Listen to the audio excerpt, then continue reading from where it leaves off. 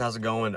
So I got an Instagram question from Mr. J Murphy, and he asked, how do I know which physical therapist to go to? As a PT myself, and being a grappler, if you are somebody that does jiu-jitsu regularly and you're looking for a therapist, I think there's a few factors to look at. Number one, you have to find out if that therapist is familiar with your injury, just general orthopedic. If it's just an elbow injury or whatever type of injury you have, make sure that that therapist obviously is competent in treating orthopedic injuries. Then having some sport knowledge is beneficial, of course. Somebody that with a little bit of athletic background is helpful.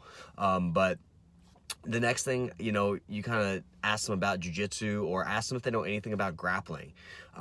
If they do, wrestling, obviously popular sport in high school. So if they have any knowledge of wrestling, that's a great starting point, because you can kind of explain a lot of things on wrestling, takedowns, certain positions, so that type of thing. Then the next thing I would ask, if they don't know anything about grappling or jiu-jitsu or what positions you're going to be into, ask them, see if they're willing to learn, see if they're willing to kind of do a little research on it to kind of find out.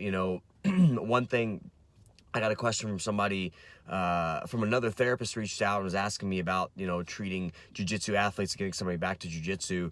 And I sent them a bunch of links. So, if you have an email, you can send them some YouTube links, some positional links. Those type of things really help, because as a therapist, that gives you some visual feedback. You can kind of see what's going on and what positions you want to get back into. They can maybe even figure out, not to a really serious extent, but they can really figure out what exactly you need to do or be able to do, or what your body needs to be able to tolerate. So I think definitely, go to somebody that knows your injury, that kind of has an idea on treatment of, the specific condition you're dealing with. Also, somebody that may have a knowledge of grappling or some type of wrestling. And then if not, they don't have those knowledge type things, make sure that, they're willing to learn and willing to do some research on their own.